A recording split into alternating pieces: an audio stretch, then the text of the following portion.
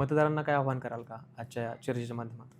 नाही, तुम्हाला एक सांगतो, मतदारांना तर नम्रपणे विनंतीच असणार आहे की बाबा आजपर्यंत जसं रमेश बापू कोंडेच्या मागं उभं राहिलात, तोच आशीर्वाद आपण रुपाली रमेश कोंडे यांना द्यावा.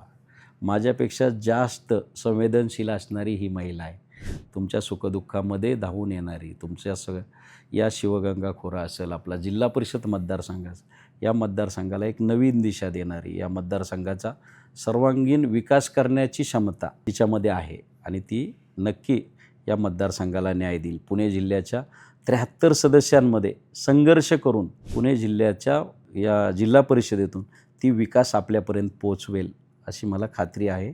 म्हणून लोकांनी माझ्याबरोबर, माझ्या पत्नीबरोबर या निवडणुकीमध्ये खामठोक उभं राहावं आणि आशीर्वाद देऊन जिल्हा परिषद पंचायत समितीची निवडणूक जिंकण्यासाठी आशीर्वाद द्यावेत हीच अपेक्षा आहे.